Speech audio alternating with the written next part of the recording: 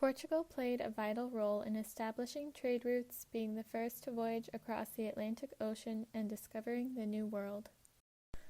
Located in Lisbon, Portugal, the Monument to the Discoveries pays homage to Portuguese explorers and their accomplishments.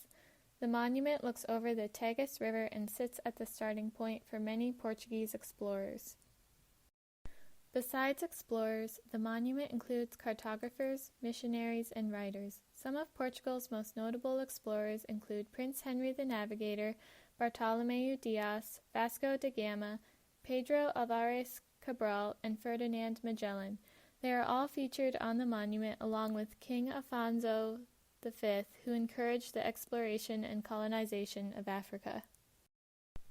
Prince Henry the Navigator sent many sailing expeditions down Africa's west coast, but did not go on them himself.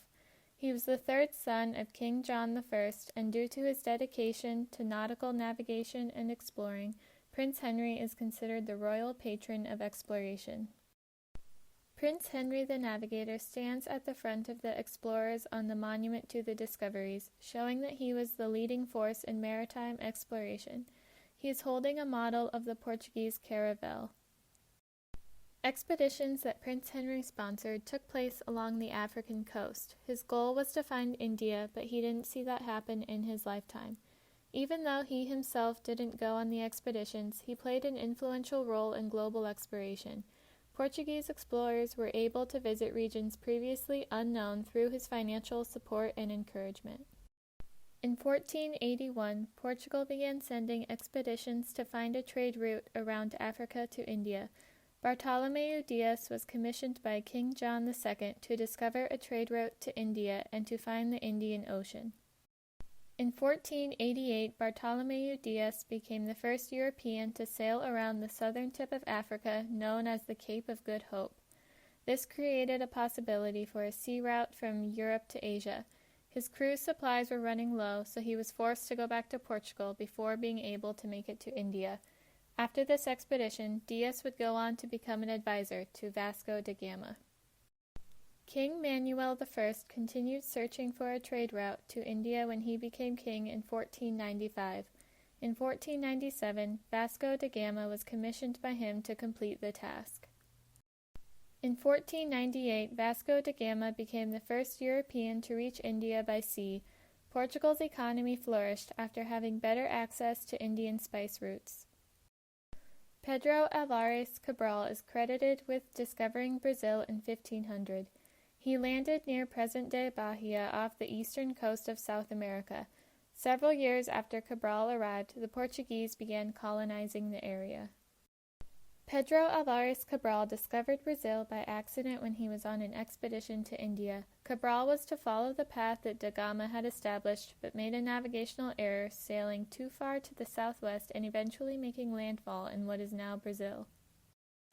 Funded by King Charles I, Ferdinand Magellan set out in an effort to find a western route to the Spice Islands in 1519.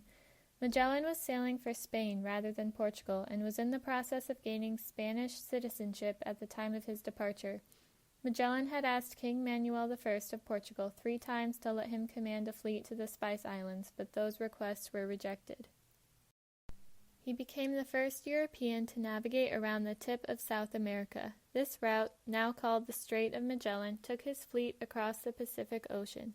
He met his fate in the Philippines, but his ship went on to sail to Spain. Today we credit Magellan as the first European to cross the Pacific Ocean and the person who led the expedition to be the first to circumnavigate the globe. The caravel was developed by Portugal in the 15th century as a way to allow sailors to explore at a much faster rate. This type of ship was ideal for exploring because of its smaller size and maneuverability. Its lateen sails were triangular rather than square, which allowed for a high degree of maneuverability, including the ability to tack, which means sailing against the wind.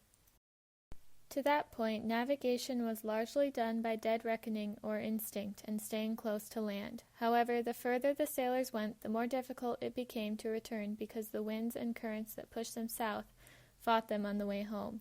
Dead reckoning was a navigation method where sailors would calculate their position by starting at a set position and keeping track of their speed and the time taken to get to the next position.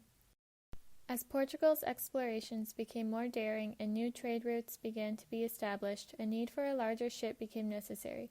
The carrack was developed for navigating the open ocean and for trading and protecting cargo. It was the first sailing ship to have heavy guns low in the hull behind sealed gun ports. The carrack was much larger than the caravel and could transport more cargo. Despite the larger size of the ship, it still maintained a relatively shallow draft, allowing it to get relatively close to shore. This was critical in that the ships were not arriving at developed ports, but rather rugged and sometimes shallow, undiscovered coastlines. The armillary sphere was used consistently by the Portuguese when exploring the world. It is one of the oldest astronomical instruments in the world, with its origins going back to ancient Greece and China. It modeled celestial bodies in the sky through a spherical framework of rings.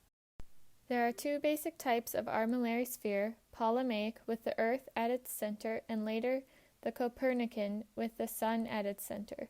Here you can see an armillary sphere model next to the monument to the discoveries. The armillary sphere allowed for a more precise navigation, which was key in the exploration of uncharted oceans. It is featured on the Portuguese flag because of its vital role as a navigational tool in the Age of Discovery. The mariner's astrolabe was another tool utilized by the Portuguese. It measures the sun's noon altitude, or the meridian altitude, of a star of a known declination to determine the latitude of a ship at sea. Portuguese explorers who were accustomed to using the North Star or Polaris to find their way also used this tool when they dipped close enough to the equator that Polaris was no longer visible. Around 1435, mariners began to utilize astronomical information, which made it easier to chart a course in unexplored open water as well as navigating their way home. Portuguese mariners were advanced at drawing maps. King Manuel I prohibited the sales of Portuguese navigation maps outside of Portugal, giving only Portuguese explorers advanced knowledge of their expeditions. The Cantino planisphere, dated 1502, depicts what the Portuguese knew of the world after their voyages in the 15th century to the Americas, Africa, and India. It isn't known who created this map, but we do know that it was made in Lisbon. Portugal's geographical location was well suited to maritime exploration, perhaps more so than other European countries. Its position in southwest Europe, and more importantly, on the Atlantic coast, gave it easy access to oceanic pathways to discover new parts of the world. As Portugal expanded its empire, it established forts, colonies, and commercial trading outposts along the African, South American, and Southeastern Asia coastal areas. Its sailing fleets transported cargo, soldiers, merchants, and missionaries across the globe. Portugal's efforts linked Europe to other continents, establishing navigational, geographical, political, and cultural relationships that endured for centuries.